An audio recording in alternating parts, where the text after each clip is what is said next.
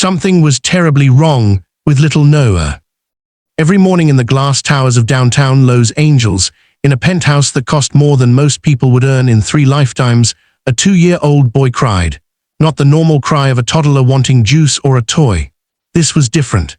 This was the sound of real pain, the kind that makes your bones ache just hearing it.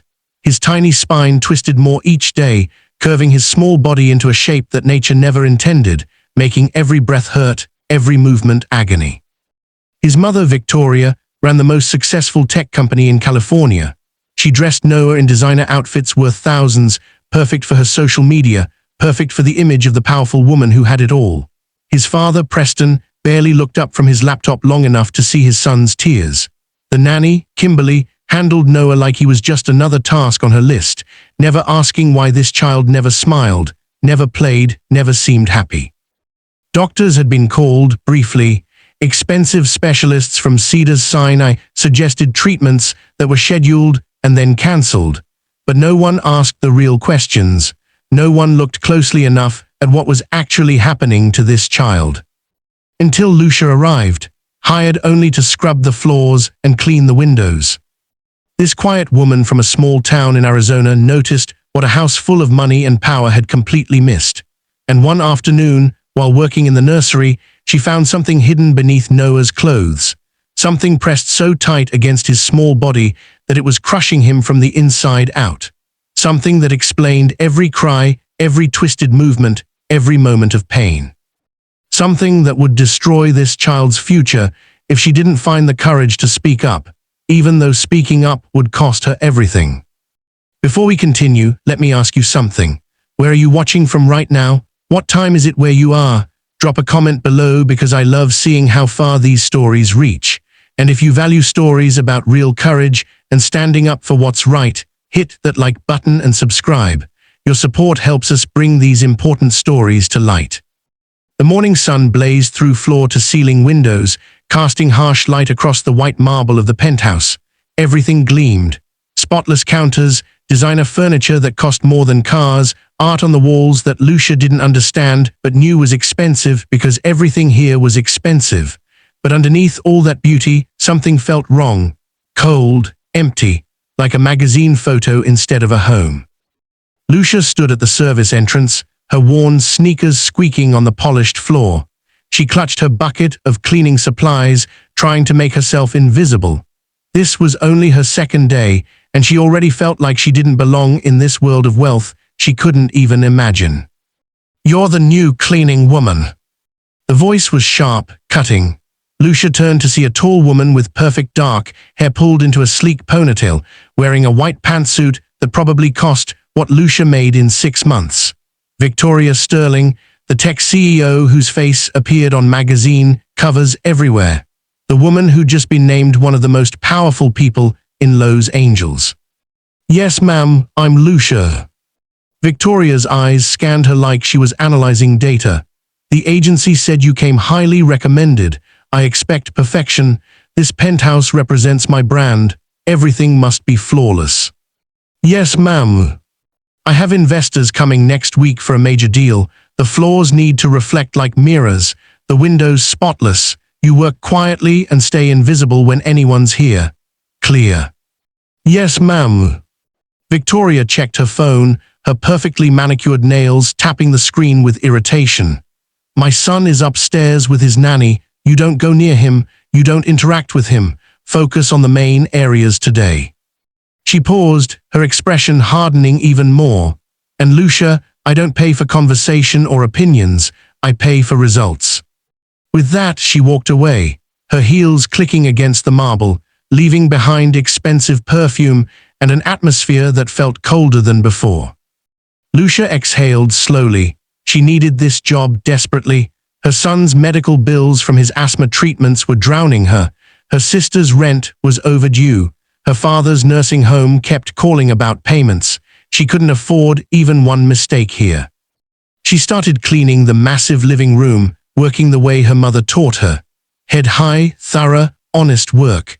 Her mother used to say that dignity wasn't about your job title, it was about your character, about doing right even when no one was watching. Then she heard it. Crying but not angry tantrum crying. This was pain, deep, desperate pain that made Lucia's hands freeze on the cloth she was holding. She'd heard that exact sound before, years ago, when her son couldn't breathe during his worst asthma attacks. The sound of a child suffering. The crying continued from somewhere upstairs, muffled but persistent, pulling at something deep inside her chest. Lucia tried to focus on dusting. It wasn't her business. Victoria had been crystal clear about boundaries, but the sound wouldn't stop. It scraped against her soul, impossible to ignore. She moved toward the staircase, pretending to clean the railing, really just listening. "Stop it, Noah," the nanny's voice sharp with annoyance. "Just stop, there's nothing wrong with you." Maury crying, desperate now, heartbroken. "I said stop, you're giving me a headache, just stop crying." Lucia's jaw clenched tight. She kept cleaning, moving slowly up the stairs, her heart pounding harder with each step. At the top, she could see into a huge nursery. The room looked like something from a catalogue. Designer furniture, expensive toys still in perfect condition on shelves, walls painted trendy colors that some interior designer probably charged a fortune to select. And in the middle of all, that wealth sat a tiny boy on a plush rug. Noah. Even from the doorway, Lucia could see something was very wrong. The child sat at an odd angle, his small body tilted sideways like he couldn't straighten up. When he tried to shift position, his face crumpled with pain. He was dressed in what looked like a miniature business suit, fitted pants, and a structured blazer, the kind of outfit you'd see in a fashion magazine, but never on an actual toddler. The nanny, Kimberly, sat in a velvet chair nearby, scrolling through her phone, barely glancing at the crying child. "Noah, I swear if you don't stop right now." The threat hung in the air, ugly and clear. Lucia gripped the railing so hard her knuckles went white. She wanted to say something, do something, but she was just the cleaning woman who would listen to her. She forced herself to turn away, to go back downstairs, to remember her place, but that sound followed her. That broken, painful crying echoed in every room. The morning dragged on. Lucia cleaned efficiently, but her mind stayed upstairs with that suffering child. She couldn't stop thinking about the way he'd been sitting, about the nanny's coldness, about the expensive outfit that seemed to trap his small body. Around noon, Victoria returned with her husband. Preston Sterling was exactly what Lucia expected. Tall, wearing an expensive suit, his eyes glued to his phone even as he walked through the door talking about stock prices and acquisitions. "The board wants an answer by Friday," he said without looking up.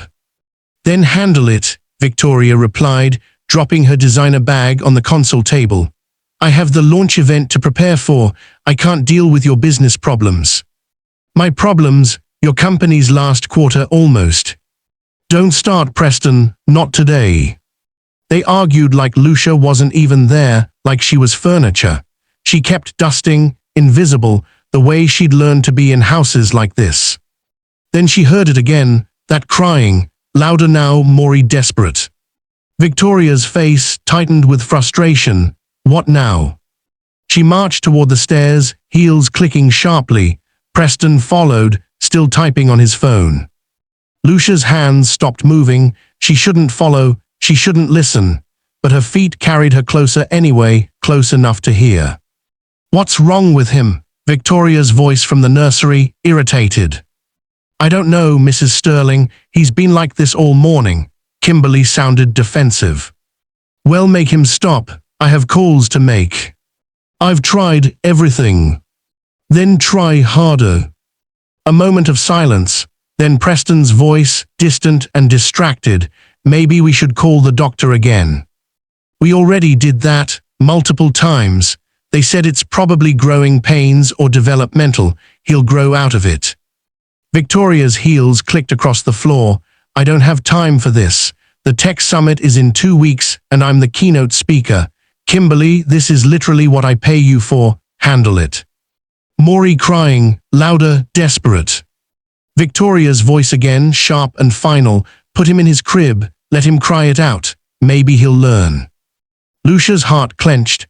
Every instinct screamed at her to say something, do something, but she was invisible here, powerless, just the cleaning woman who needed this job to keep her family alive. The afternoon felt endless. The penthouse fell into eerie quiet.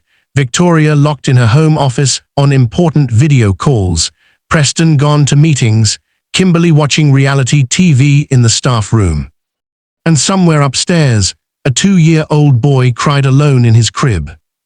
Lucia cleaned the kitchen, scrubbed bathrooms, polished every surface until it gleamed. But her mind never left that nursery, never stopped thinking about that child's terrible, painful crying that no one cared about. As the sun started setting, painting the city gold through the massive windows, Lucia found herself at the bottom of the staircase again. She looked up toward the second floor, toward that nursery where a child was suffering. She thought of her own son, now 8 years old, remembering all the nights she'd stayed awake when he couldn't breathe, searching for answers, refusing to rest until she found what was wrong and got him help. She thought of her mother's words, "Your dignity isn't your job title, it's your character." Lucia took a breath, then another. And then, knowing she'd probably lose this job, knowing she might lose everything, she started climbing those stairs. Where are you watching from? Drop your city in the comments. I love hearing from you all. Lucia's heart hammered as she reached the top of the stairs. The hallway stretched before her, silent except for soft, exhausted whimpers from the nursery. She glanced back. No one watching. Victoria's office door stayed closed. Kimberly's TV show played loudly from the staff room. This was her chance, maybe her only chance. She stepped into the nursery quietly, her old sneakers silent on the plush carpet. The room felt too perfect, too staged, like a showroom instead of a space where a real child lived. Toys sat arranged on shelves, untouched. The walls had expensive art that meant nothing to a 2-year-old. And there, in an ornate white crib that probably cost thousands, lay Noah. Lucia's breath caught. The child was curled on his side, his small body trembling with silent sobs. His eyes were red and swollen from crying for hours. When he saw her, he didn't react with curiosity or hope like most children would. Instead, he just stared with an expression that broke her heart completely. Resignation, like he'd learned that no one would help anyway. "Hey, sweetheart," Lucia whispered, approaching slowly. "It's okay, I'm here." Noah watched her with those sad, tired eyes. He didn't reach out. He didn't make a sound. He just waited, expecting her to leave like everyone else did. Lucia reached toward the crib, her hands gentle. "Can I pick you up, baby? Would that be okay?" The moment her hands touched him, Noah's body tensed, not with fear, with pain. She felt it in the way he tried to pull away, in the sharp breath, in the way his small face twisted. "Oh, honey," Lucia murmured, emotion thick in her voice. "Something's really hurting you, isn't it?" She lifted him as carefully as she could, supporting his small body the way she'd once held her own son during his worst sick nights. Noah was stiff in her arms, his spine curved in a way that wasn't right at all.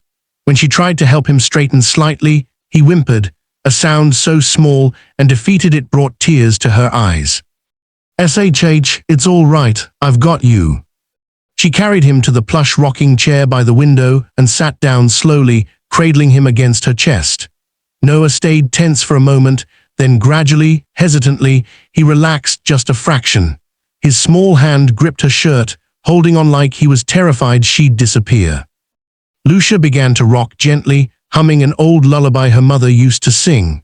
She ran her hands softly over Noah's back, and that's when she felt it clearly. The unnatural curve of his spine beneath the expensive fabric of his designer outfit. Her professional instinct kicked in. Years ago, before financial struggles forced her into cleaning jobs, Lucia had worked as a home health aide. She knew enough about child development to recognize when something was seriously, dangerously wrong. She looked down at Noah's outfit, a tailored ensemble that looked like it belonged in a business meeting, not on a toddler. The pants were fitted tight, almost restricting. The blazer had structure. Everything was buttoned, tucked, styled perfectly, and completely wrong for a growing child. "Let's get you more comfortable, okay?" She began carefully unbuttoning the blazer. Noah didn't resist, but she felt tension in his small body like he expected it to hurt. The blazer came off, revealing a fitted shirt underneath. Then she worked on the pants, designer denim so stiff and tight it was like a cage around his small legs. As she gently removed the pants, being so careful not to hurt him, Lucia's eyes widened in horror. There, wrapped around Noah's waist and lower torso, hidden beneath all those expensive clothes, was something that made her blood run cold. A rigid back brace, but not the medical kind prescribed by doctors. This was something else entirely. It looked custom-made, with hard plastic panels connected by tight straps, forcing Noah's torso into an unnaturally straight position. The straps had been pulled so tight they'd left deep red marks in his soft skin. Some areas were actually bruised from constant pressure. But it was worse than that. The brace was attached to something else. A complex system of hidden supports sewn into the expensive clothes, creating constant pressure that was supposed to make Noah stand straighter, look more perfect, appear more controlled for photos and public appearances. It was crushing him, literally reshaping his growing spine through constant, painful force. Lucia's hands trembled as she examined the device. The straps were cutting into his skin, the rigid panels were pressing against his developing bones, and based on the marks, he'd been wearing this nightmare for months, maybe longer. "Oh baby," she breathed, her voice breaking. "Oh no, no, no, no." Noah looked up at her, and for the first time something changed in his expression. His bottom lip trembled. Then suddenly he pressed his face into her shoulder and began to cry. Not resigned crying this time, something deeper, like for the first time someone saw his pain and he could finally let it out. Lucia held him close, rocking him gently, tears streaming down her own face. "I see you, sweetheart, I see what they've been doing to you, and I'm going to help you, I promise." She let him cry as long as he needed. She didn't tell him to stop or be quiet. She just held him, giving him something he'd been desperate for. Safety, comfort, someone who actually cared. Eventually Noah's sobs quieted. His breathing slowed. In her arms, with the torture device removed and wearing just his soft undershirt and diaper, he finally began to relax. His small body, freed from the crushing apparatus, started to straighten slightly. Not completely, the damage had been building too long, but enough that Lucia could see the difference. She carefully worked to fully remove the brace, her anger growing with each strap she unbuckled. This wasn't medical treatment. This was abuse disguised as perfection. Someone had decided that Noah's appearance was more important than his health, his comfort, his basic humanity. She looked around the nursery with new eyes, the drawers full of designer outfits, each one hiding spaces for the bracing system. The schedule on the wall mapping out photo shoots, social media content, investor events where Noah was displayed like an accessory. Pictures on the shelves showing Victoria holding Noah at various appearances, both dressed in matching designer clothes, smiling for cameras. Noah wasn't their child. He was a prop for Victoria's brand, and it was destroying him from the inside out. Lucia heard footsteps in the hallway. Her pulse quickened. She moved fast but gently, wrapping Noah in a soft blanket from the crib, covering the evidence of what she'd discovered. Kimberly appeared in the doorway, her face annoyed. "What are you doing in here?" Lucia kept her voice steady, humble. "I heard him crying, ma'am. I couldn't leave him like that. I'm sorry if I overstepped." Kimberly's eyes narrowed suspiciously. "You're the cleaning lady. You clean. You don't touch the child." "I know, I'm sorry. He just seemed so upset." "Mrs. Sterling has very specific instructions about his care." Kimberly walked over, arms crossed. "I'm the nanny. I handle Noah. You handle the floors." Noah had gone still in Lucia's arms, that resignation returning to his small face. "Of course," Lucia said quietly, "I understand." She stood carefully, still holding Noah wrapped in the blanket, and moved toward Kimberly. But as she transferred the child, Noah's small hand gripped Lucia's shirt tighter. He looked up at her with those heartbreaking eyes, silently begging, "Please don't leave me." "He seems calmer now," Lucia said softly, her heart breaking. Maybe he just needed to be held. Kimberly took Noah roughly, and he immediately began to whimper again. He's manipulative. Mrs. Sterling says we can't reward every cry or he'll never learn discipline. Lucia's jaw clenched tight, but she kept her face neutral. Yes, ma'am. As she left the nursery, Lucia heard Noah crying again, but this time she knew the truth. She understood what no one else seemed to see, what they were actively hiding. The question now was, what could she possibly do about it?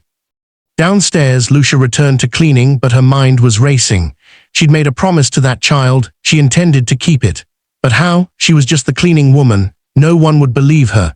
And if she accused Victoria Sterling, one of the most powerful women in Los Angeles, of systematically abusing her child, she'd be destroyed, fired, blacklisted, probably sued into oblivion. But that little boy's face haunted her, that device crushing his spine, those marks on his skin, that defeated look in his eyes. As the day ended and Lucia prepared to leave, Victoria emerged from her office, phone pressed to her ear. Yes, send the mock-ups over. Noah will wear the new line at the Investor Gala next month. The photographers want that controlled, professional look. Very clean, very sophisticated. Exactly the image we're building. She noticed Lucia and waved dismissively. Tomorrow, same time. Yes, ma'am. Lucia walked out into the cool evening air, her heart heavy with terrible knowledge. She thought about her own son, about the sacrifices she'd made to keep him healthy and safe. She thought about her mother's voice saying dignity was about character, not job titles. She pulled out her phone with trembling fingers and began searching. Child protective services, medical advocacy, legal rights, anything that might help her understand what she could do, what she should do. Because tomorrow she'd go back to that penthouse. She'd clean those marble floors and polish those windows. And somehow she'd find a way to save that child, even if it cost her absolutely everything. The best part is still coming. Stay with us and subscribe so you don't miss what happens next. Lucia barely slept that night. She lay in her small apartment in East LA, staring at the ceiling, Noah's face haunting every thought. She'd spent hours researching online, reading about child development, spinal conditions in toddlers, the effects of restrictive devices on growing bodies. Everything she found confirmed her worst fears. What Victoria was doing could cause permanent damage. Spinal deformity, organ compression, developmental trauma that would last Noah's entire life. But knowing the truth and being able to do something about it were completely different things. By the time she arrived at the penthouse the next morning, she'd made a decision. She would talk to Victoria directly, woman to woman, mother to mother. She would explain what she'd seen, express concern, offer information. Maybe Victoria didn't fully understand what was happening. Maybe she'd be grateful someone cared enough to speak up. Maybe. The penthouse was strangely quiet when Lucia entered through the service door. No voices, no TV, no crying, just eerie silence that made her skin prickle. She found Kimberly in the kitchen making coffee, her expression suggesting she hadn't slept well either. Morning, Lucia said carefully. Kimberly glanced at her coldly. Mrs. Sterling wants to see you, she's in her office. Lucia's stomach dropped. I did something wrong. Just go, Kimberly's voice was ice. Now. The walk to Victoria's office felt like walking to her own execution. Lucia's hands trembled as she knocked on the heavy door. Come in. Victoria sat behind an enormous glass desk, perfectly composed as always, hair styled, makeup flawless, wearing what was probably a designer outfit worth more than Lucia made in a year, but there was something in her eyes, something sharp and dangerous. Close the door, Lucia. Lucia did, her heart pounding. Zed. She sat in the chair across from Victoria, feeling small and exposed and terrified. Victoria leaned back, studying her with calculating intensity. Kimberly tells me you were in Noah's nursery yesterday, holding him, undressing him. Yes, ma'am, he was crying so hard, and I just... Let me be extremely clear about something. Victoria's voice was pure ice. You were hired to clean floors, not to touch my child, not to make decisions about his care, not to interfere in family matters you couldn't possibly understand. Mrs. Sterling, I wasn't trying to interfere. I just wanted to help. Help, Victoria laughed, but there was no humor in it. You think you know better than me, better than the nanny I pay $70,000 a year, better than the consultants I've hired. No, ma'am, that's not what I... Do you have children, Lucia? The question caught her off guard. Yes, a son, he's 8 now. Then you should understand. Victoria's expression softened slightly, but her eyes stayed cold. Raising children is complicated, especially in this world. Noah isn't just my son. He's part of my brand, my business, my entire empire. The pressure on him, on me, on our family, it's something people in your position couldn't possibly comprehend. People in your position, the words cut deep. I do understand pressure, Mrs. Sterling. I've worked multiple jobs to provide for my son. I know about sacrifice for your child. Sacrifice, Victoria's voice rose. You think cleaning floors is the same as what I do? I've built a billion-dollar company. I've created thousands of jobs. I've revolutionized entire industries. Yes, that means Noah has responsibilities, standards to meet, an image to maintain. Lucia gripped the armrests. This wasn't going how she'd hoped. Mrs. Sterling, I noticed something yesterday. When I held Noah, there was something around his waist, something rigid that was hurting him. His posture support system is fine. Victoria's interruption was razor sharp. It was designed specifically for him by specialists. It helps him develop proper alignment for appearances and photo requirements. But it's causing him pain. His spine is curving because... His spine is fine. Victoria stood abruptly, her posture aggressive. Are you suggesting I'm hurting my own child? No, I would never. Because that's exactly what it sounds like. It sounds like you're accusing me of being a bad mother. Victoria walked around the desk, towering over Lucia. Do you know what happens to people who make accusations against me, especially people in your position, with no power, no connections, no voice that matters? The threat was crystal clear. Lucia's heart raced, but she forced herself to speak. I'm not accusing you, I'm just concerned about Noah's well-being. Your concern isn't wanted. Your concern isn't needed. Victoria's voice dropped to a dangerous whisper. Let me explain how the real world works, Lucia. The world you're so desperately trying to survive in. Power isn't about being right. It's about who people believe. And between the billionaire CEO who's changed the world and the cleaning woman who needs this job to pay her bills, who exactly do you think anyone will believe? Lucia felt tears burning, but refused to let them fall. I just want Noah to be okay. Noah is my son, not yours. You don't get to play savior because you feel sorry for your own situation. Victoria returned to her desk, expression dismissive now. You have a son, correct? Medical bills for his asthma, I believe, expensive treatments, and your sister owes back rent. Your father's in a nursing home with mounting costs. Ice flooded Lucia's veins. How do you know all that? I make it my business to know about people who enter my home. Victoria picked up a folder and opened it casually. Single mother, multiple jobs, significant debt, references that are adequate at best. You cannot afford to lose this position, can you? The room felt like it was closing in. So here's what happens next, Victoria continued, her tone businesslike now. You go back to cleaning, you stay completely away from the nursery, you forget yesterday happened, and in return, I won't call the agency and report that you touched my child inappropriately. I won't file a police report about your concerning behavior around Noah. I won't ensure you never work in this city again. Lucia's voice came out as a whisper. You would do that, even knowing it's not true. Truth is subjective, Lucia, especially when one person has unlimited legal resources and the other has nothing. Victoria closed the folder with a sharp snap. Do we understand each other perfectly? Lucia sat frozen, mind reeling. She thought of her son's inhaler, the one she could barely afford, her sister about to be evicted, her father's care that would stop without payment. Everything she'd worked for could vanish with one phone call from this woman.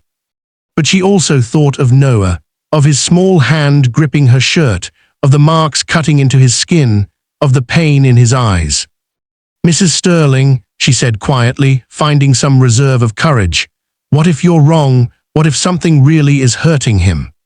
Get out." Victoria's voice was final, absolute.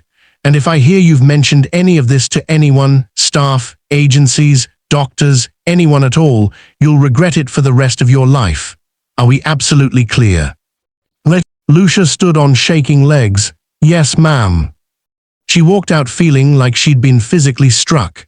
In the hallway, she leaned against the wall, trying to catch her breath, trying not to collapse.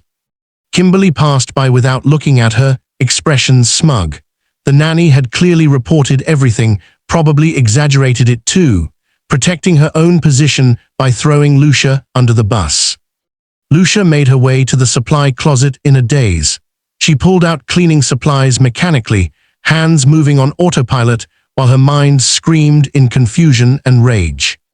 She'd been silenced, threatened, cornered completely, and Noah was still upstairs, suffering, that device still crushing his small body. From the living room, she heard Victoria on the phone, voice bright and cheerful, so different from the cold threats moments ago. "Yes, the product launch is on schedule. Noah will be featured prominently in all materials. The photographers are thrilled with how well he presents. So composed, so professional for his age. Perfect brand ambassador." Professional, a 2-year-old being called a professional brand ambassador. Lucia began cleaning the marble floors, movements mechanical. Each stroke felt like defeat. She'd tried, she'd spoken up, and she'd been crushed for it. Hours passed in a painful blur. She cleaned room after room, avoiding the second floor, avoiding anywhere she might see Noah.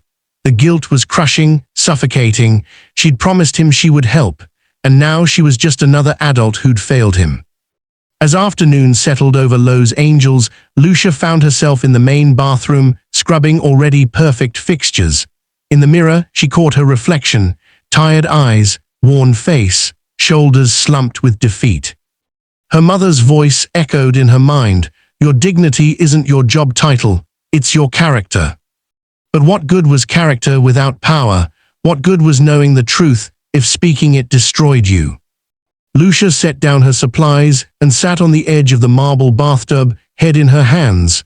She was trapped, completely trapped. If she reported Victoria, Victoria would deny everything. She had money for the best lawyers, influence reaching everywhere in this city. Lucia had nothing, no proof anyone would believe, no voice anyone would hear. And even if someone did listen, what would happen? An investigation maybe. Child Protective Services coming to this perfect penthouse, interviewing the perfect mother with perfect answers. They'd see expensive toys, a beautiful nursery, medical records from prestigious doctors claiming everything was fine. They'd see a struggling cleaning woman making accusations against one of the most powerful people in California. Who would they believe? But as she sat in that cold, perfect bathroom, Lucia felt something shift deep inside her. A memory surfaced, her son at 5 years old, having a terrible asthma attack at school. The school nurse had dismissed it, said he was being dramatic. Lucia had been terrified to push back, worried about causing trouble, worried about her job at the time, worried about everything. But she'd done it anyway. She'd walked into that principal's office and demanded they take her son's condition seriously. She'd fought for him, and she'd won. Not because she had power or money or connections, but because she'd refused to be silenced about her child's safety. Lucia stood slowly, looking at her reflection again, this time seeing something different, not defeat. Determination.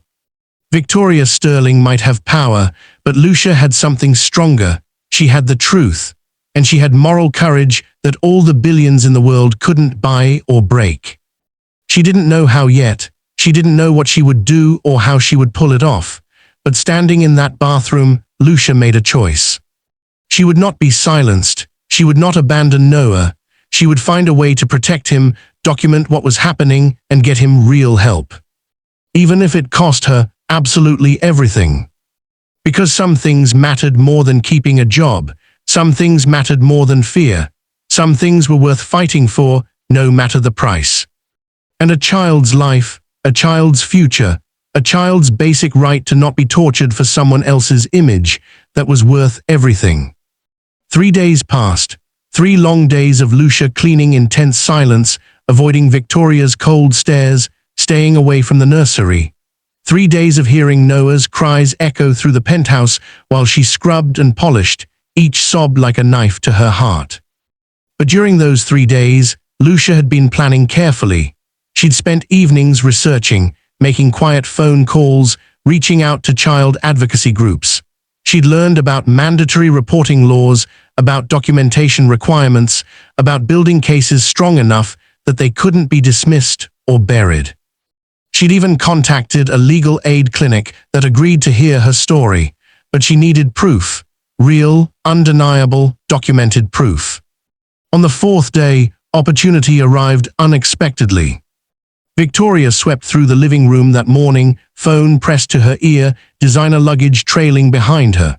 The car's downstairs? Good. Preston, did you pack Noah's presentation outfits? The venture capitalists want specific photos for the pitch deck. Preston followed, equally distracted. All handled. Kimberly has everything organized.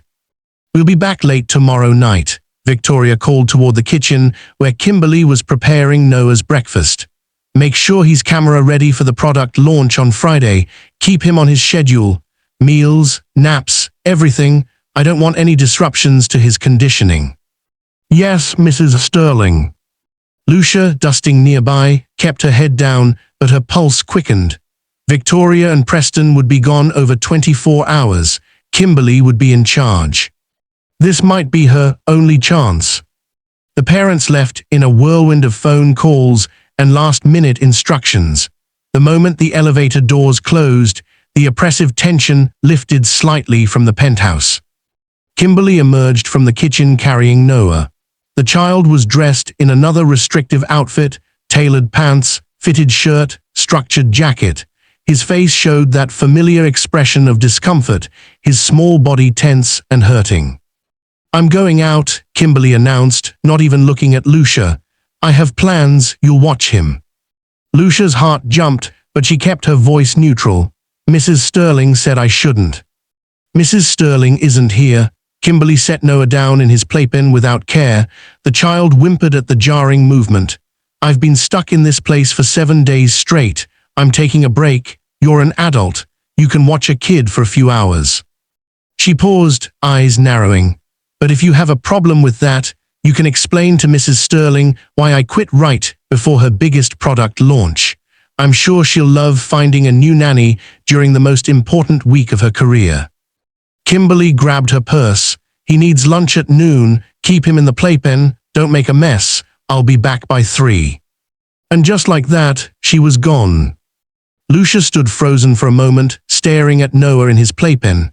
The child looked back at her with those sad, knowing eyes. He didn't cry. He didn't reach out. He just waited, expecting nothing, expecting disappointment like always. Oh, sweetheart, Lucia whispered, approaching slowly. It's just you and me now.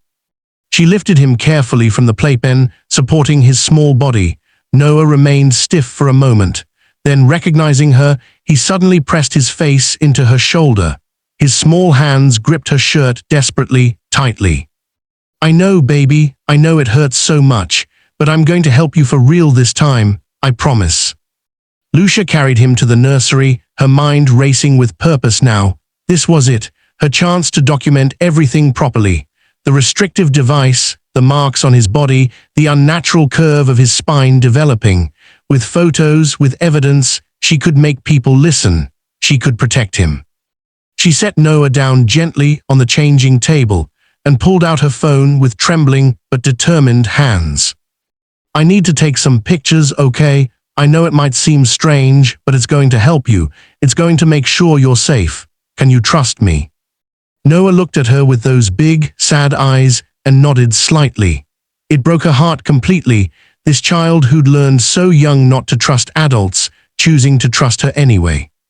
Lucia began carefully removing his blazer, then his shirt. Each piece of clothing revealed more evidence. Red marks where seams pressed too tight. Indentations where buttons and zippers restricted normal movement. She photographed everything, hands shaking, tears blurring her vision, but determination keeping her focused. When she removed his pants, she had to stop and breathe deeply to keep from breaking down. The device was still there, wrapped around his waist and torso. The straps had been tightened even more since she'd last seen it. The marks on his skin had deepened, some areas now showing bruising from constant, relentless pressure. His small body had been forced into this torture device day after day, week after week, month after month. And his legs, they couldn't straighten properly anymore. Even freed from the tight pants, they remained slightly bent, the muscles and joints adapted to unnatural positions, his development literally reshaped by constant restriction. "Oh Noah," she breathed, photographing every angle, every mark, every piece of evidence. "What have they done to you, baby?" She documented his spine carefully, the curve that was clearly visible now, the way his small body had been forced to compensate for the crushing device. Each photo was another piece of undeniable proof, another truth that couldn't be dismissed or explained away. Then she did something that would change everything forever. She called the legal aid clinic she'd contacted days earlier. "This is Lucia Reyes. I spoke with you about a child welfare concern. I have evidence now, photographs. I need to know, what do I do next?" The lawyer's voice was calm, professional, steady. "Are you with the child now? Is he in immediate danger?" "His parents are out of town. The nanny left me alone with him. He's safe with me right now, but..." "Can you bring him to a hospital? We need medical professionals to examine and document his condition independently. That will strengthen the case significantly and protect him." Lucia's heart pounded harder. Take him to a hospital. Leave the penthouse with Victoria's child without any permission. That could be considered, what, kidnapping, abduction. "I know you're scared," the lawyer continued, her voice kind but firm. "But if what you're describing is accurate, and based on what you've told me it sounds very serious, this child needs immediate medical attention. Taking him to get help isn't a crime. It's the right thing to do, the necessary thing. We can meet you there. We can help you navigate this." Lucia looked down at Noah, who was watching her with complete trust in his eyes. She thought of Victoria's threats, her son's medical bills, her sister's rent, her father's nursing home, everything she stood to lose. Then she thought of Noah's future, his spine, his pain, his sad, defeated eyes that no 2-year-old should ever have. "Which hospital?" she asked, her voice steady now. "UCLA Medical Center, Santa Monica, Emergency Pediatrics. We'll have someone there within 30 minutes." Lucia's hands shook as she dressed Noah in soft, comfortable clothes she found buried deep in the back of his drawer. Simple cotton that didn't squeeze or restrict or hide anything. Noah's body visibly relaxed as she dressed him, his small face showing relief for the first time. She wrapped him in a light jacket, grabbed the diaper bag, and took photos of the torture device itself before carefully placing it in a plastic bag as evidence. Then she picked up her phone with all the documentation she'd gathered. And then she did something she never imagined she'd do, something terrifying and necessary and right. She walked out of that penthouse with Noah in her arms. Taking a child that wasn't hers, breaking every rule, risking absolutely everything. The elevator ride down felt eternal, each floor a chance to change her mind, to turn back, to choose safety over courage. Noah rested his head on her shoulder, trusting her completely. Lucia whispered to him the whole way down, "You're going to be okay. We're going to get you real help, professional help, people who will actually protect you, I promise, sweetheart." The hospital was only 6 blocks away. Lucia walked quickly, her heart racing with every step, every second. What if Victoria called and found out? What if Kimberly came back early? What if someone recognized Noah from Victoria's social media? "Excuse me." A voice behind her made Lucia freeze mid-step. She turned slowly, terror flooding through her. A woman stood there, designer sunglasses, expensive coat, clearly from the same world as Victoria. One of her friends, maybe, a neighbor from the building. "That's Noah Sterling, isn't it?" the woman asked, her voice curious and friendly. "Victoria's son." Lucia's throat went completely dry. "Ah, yes, I'm his." "I thought so. He's even more adorable in person. Victoria's work with him is absolutely incredible. I follow her entire brand religiously. That child is going to change the world." The woman smiled brightly. "Tell Victoria that Isabel says hello. We are on the charity board together." She walked away, leaving Lucia trembling violently. That had been too close, too dangerous. But there was no turning back now, not with Noah in her arms, not with the truth finally coming to light. At UCLA Medical Center, Lucia rushed to the emergency desk, slightly out of breath. "I need help. This child, he's been his spine. There's a device that's been hurting him." A nurse looked up, immediately assessed the situation with professional efficiency, and called for a pediatric doctor. Within minutes, Noah was being examined by a specialist while Lucia stood nearby, explaining everything in a rush of words. The restrictive device, the marks covering his small body, the gradual, systematic damage to his spine, the months of this torture disguised as brand management.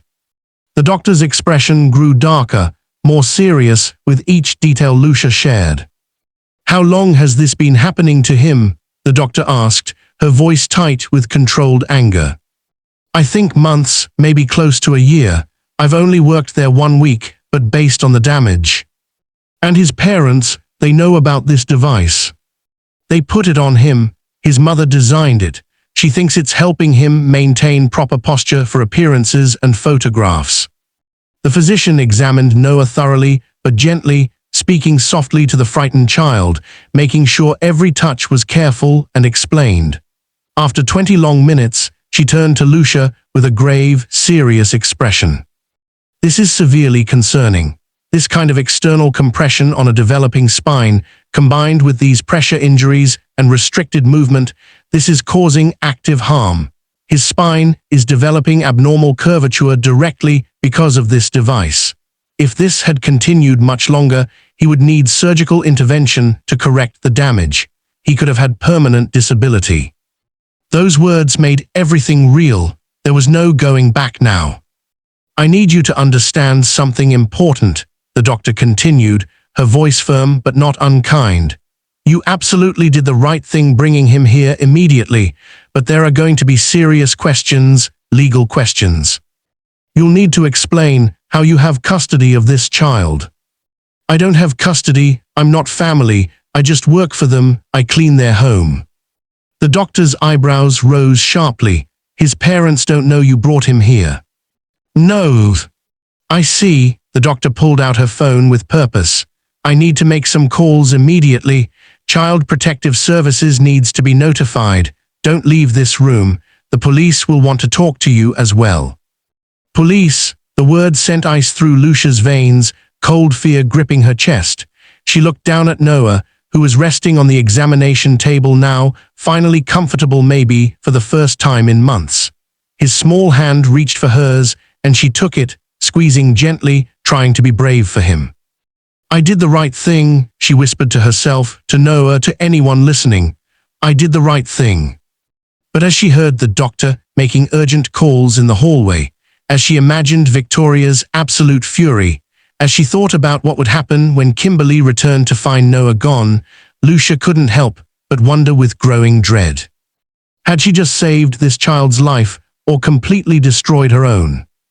The examination room door opened. 2 police officers stepped inside, their expressions unreadable, professional, intimidating. "Ma'am," one of them said, his voice not unkind, but absolutely serious. "We need you to come with us. We have some very important questions about how you came to be in possession of this child." Lucia's legs trembled, but she stood tall, finding strength she didn't know she had. She thought of her mother's words one final time. "Your dignity isn't your job title. It's your character. It's doing right even when it's hard, even when it costs you everything." "Officers," she said quietly, her voice steadier than she felt. "I can explain everything, every single thing." Noah's small hand squeezed hers tighter, like he understood somehow that the woman who'd saved him was now in danger because of it. And somewhere across Los Angeles, Victoria Sterling's phone began to ring with news that would change absolutely everything. Don't go anywhere. The most powerful part of this story is still coming. The police station interrogation room was cold, sterile, intimidating. Lucia sat across from two detectives, her hands clasped tightly in her lap, trying desperately to stay calm, even though her entire world felt like it was collapsing around her. "You took a child from his home without parental permission or consent," Detective Rivera said, his voice neutral but his eyes sharp. "That's technically custodial interference, possibly kidnapping. That's a serious felony." Lucia's heart sank like a stone. "I was trying to protect him. He was being hurt." "You say that, but we need to establish facts." Detective Park leaned forward. "Walk us through exactly what happened." With shaking hands, Lucia pulled out her phone. "Look, please just look at these photos. You can see the marks on his body, the device they were using on him, the way his spine is curving. The hospital doctors confirmed everything. They called Child Protective Services themselves." The detectives examined the photos carefully, their expressions shifting as they scrolled through the evidence. After a long, tense moment, Detective Park spoke. "These are deeply concerning, very concerning, but Mrs. Sterling is on her way here right now with her lawyers, high-powered lawyers. She's claiming you've been obsessed with Noah, that she warned you multiple times to stay away from him, that she has documentation of your inappropriate behavior." The room spun sickeningly. This was exactly what Victoria had predicted would happen, power versus powerlessness. Who would they believe? The billionaire with unlimited resources or the cleaning woman with nothing? "That's not true," Lucia said, her voice breaking slightly. "I was just trying to help a child who was suffering, that's all. That's the only truth that matters." The door burst open suddenly, violently. Victoria Sterling entered like a storm, lawyers in expensive suits behind her, Preston following, looking genuinely shaken and pale. "Where is my son?" Victoria's voice trembled with what sounded like genuine fear. "What has this woman done to my baby?" "He's at the hospital, ma'am," Detective Rivera said calmly. "He's safe. He's being examined by pediatric specialists." "Examined? Why? What's wrong?" For just a moment, real fear flickered across Victoria's face, breaking through her controlled exterior. "We've seen photographs of marks on your son's body," Detective Park said carefully. "The hospital doctors have expressed serious concerns about his spinal development and some kind of restrictive device." Victoria's carefully maintained mask slipped completely. Real fear replaced it. "The posture support, that was designed specifically for him by specialists. It helps him." "Ma'am, we need to be very clear," Detective Rivera interrupted. "The doctors at UCLA Medical Center have stated that your son has developed postural scoliosis, abnormal curvature of the spine caused directly by external factors. In this case, they believe it's from prolonged use of a restrictive device combined with limited natural movement."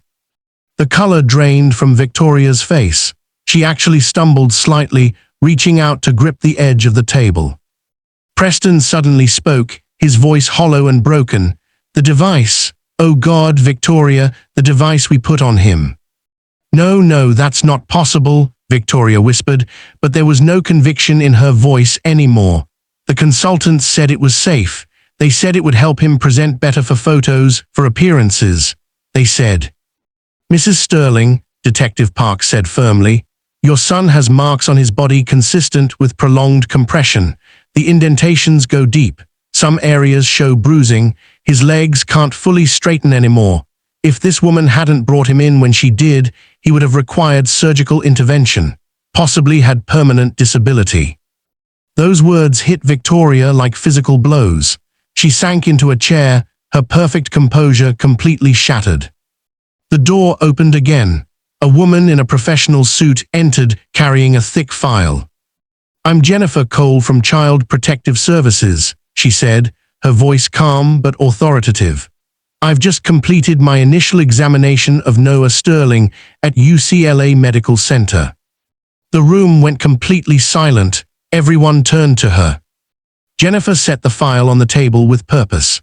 "Noah has developed moderate postural scoliosis, which means abnormal curvature of the spine caused by external environmental factors, not genetics or disease. The doctors found evidence of a restrictive compression device that had been used regularly, possibly daily, for an extended period. The marks on his body, the pressure injuries, the restricted range of motion in his lower body. All of this is consistent with a child who has been regularly placed in equipment that severely inhibits natural development and movement." She paused, looking directly at Victoria. If this pattern had continued for even a few more months, Noah would have required major surgical intervention to correct the spinal damage. We are talking about operations, recovery, potential lifelong complications. He's 2 years old. Victoria's face had gone completely white. Brett looked like he might be sick. "That's impossible," Victoria said weakly. I would never purposely hurt him. Everything I did was for his future, for his success, for your brand," Lucia said quietly, finding her voice. Everyone turned to look at her. "Everything was for your image, your business, your social media presence. Noah wasn't your son. He was your product, your accessory, your prop." Victoria looked up at her, tears streaming down her face now, her makeup running. "I didn't see it. I told myself I was preparing him for success, teaching him discipline, building his future, but I didn't see that I was hurting him. I didn't want to see it. Every time he cried," Lucia continued, her voice stronger now, "you called it manipulation. Every time he was in pain, you called it growing pains. Every time someone tried to help him, you silenced them. You threatened me. You tried to destroy me for caring about your child." Preston suddenly stood, his voice breaking completely. "I knew something was wrong, I knew it. Every time I looked at him, every time I heard him crying, I knew, but I didn't want to disrupt Victoria's career. I didn't want to cause problems. I told myself he'd be fine, that Victoria knew what she was doing." His voice cracked. "What kind of father does that make me? What have we done to our son?" Victoria looked up at Lucia, mascara streaking down her face, her perfect image completely destroyed. "I threatened you. I tried to silence you. I used my power to intimidate you into looking away." Her voice broke. "You could have just walked away. You could have saved yourself. Why didn't you?" Lucia met her gaze steadily, with quiet strength. "Because some things are more important than protecting yourself. Your son was suffering, being hurt every single day, and no one else seemed to care enough to stop it. I have a son too. I couldn't stand by and watch a child be tortured because I was afraid of losing my job." Jennifer closed her file with finality. "Noah will remain in protective custody for now while we complete our full investigation. He needs immediate medical intervention, physical therapy, and assessment for any additional damage. You'll both need to attend mandatory parenting classes, work with family therapists, and undergo regular home visits and monitoring." Detective Rivera nodded in agreement. "Ms. Reyes, after reviewing everything, the evidence, the medical reports, the photographs, we're not pressing any charges against you. What you did took tremendous courage." Preston turned to the detectives, his voice firm despite his emotional state. "We're not pressing charges either. This woman is a hero. She saw what we refused to see, what we actively ignored. She saved our son when we were destroying him." Victoria stood slowly, walking over to where Lucia sat. For a moment, they just looked at each other, these two mothers from completely different worlds. "Thank you," Victoria whispered, her voice raw and broken. "Thank you for loving my son when I forgot how. Thank you for being brave when I was a coward. Thank you for saving him from me." Lucia nodded slowly, tears in her own eyes now. "Just love him, please. Just love him like the child he is, not the product you wanted him to be." 3 months later, Lucia stood outside the penthouse one last time, nervous in a different way now. She hadn't been back since that day. She'd found other work easily, her story had spread, and suddenly everyone wanted to hire the woman who'd stood up to a billionaire to protect a child. Her son's medical bills were covered. Her sister had stable housing. Her father's nursing home care was secured. But none of that was why her heart was pounding as she pressed the buzzer. The door opened. Preston stood there looking so different from before, softer somehow, more present, more human. "Lucia, thank you so much for coming." She stepped inside. The penthouse had changed dramatically. The cold perfection was gone, replaced by actual warmth. Toys scattered on the floor, children's drawings on the previously pristine walls, books and games everywhere. It looked like a home now, not a showroom. "Lucia!" A voice that made her heart soar. Noah came running across the room, actually running with strong, steady legs. His spine was straighter, supported now by proper medical bracing that he'd eventually grow out of. His movements were free and natural. He wore comfortable clothes, a simple t-shirt and soft pants. And he was smiling, actually smiling, bright and genuine and real. She caught him as he launched himself into her arms, tears streaming down her face. "Oh, sweetheart, oh, look at you, look how much better you are. I can run now, and jump, and climb. The doctor says I'm getting so much stronger every day." Victoria emerged from the hallway, and Lucia barely recognized her. Simple jeans and a sweater, hair in a casual ponytail, minimal makeup, no designer labels visible. She looked real, authentic, human in a way she never had before. "Thank you for coming," Victoria said quietly, her voice filled with emotion. "I wanted to see you, to thank you properly, to show you what you saved." "He's not just okay," Preston added, his voice thick with feeling. "He's thriving, he's happy, he's actually being a child now, a real child, and that's entirely because of you." Lucia knelt down with Noah still in her arms. "You're so brave, Noah, so strong." He pulled back, looking at her with those eyes that were no longer sad, no longer defeated. "You saved me. Daddy said you were the bravest person he ever met." "We've made a lot of changes," Victoria said. "I shut down the children's brand completely, permanently. I'm focusing on being Noah's mother now, not his manager or his brand director. We are in therapy, all of us, learning how to be an actual family." Preston nodded. "We've set up something for you. A college fund for your son, fully funded. Your sister's rent covered for 2 years. Your father's nursing home care paid in full." Lucia gasped. "You didn't have to do that." "Yes," Victoria said firmly, her voice absolute. "We did. You showed us what real courage looks like, what actual love means. You taught us how to be better people, better parents. There's no amount of money that could truly repay that, but we wanted to try." Noah brought over a crayon drawing, showing it to Lucia proudly. It was a picture of a woman holding a child's hand. Written in shaky letters at the top, "My hero, Lucia." "That's you and me," he said, "when you saved me from being hurt."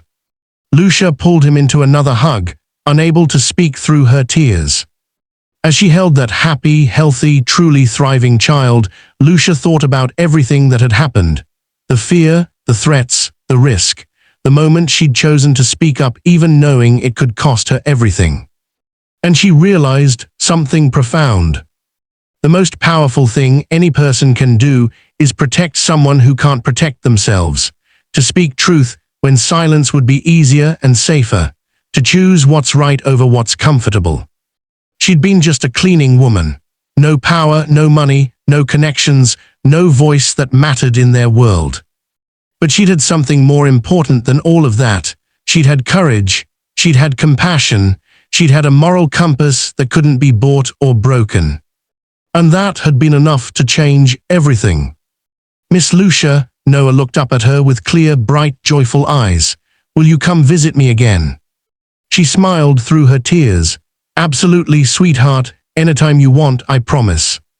As Lucia left that evening, she carried something more valuable than any amount of money.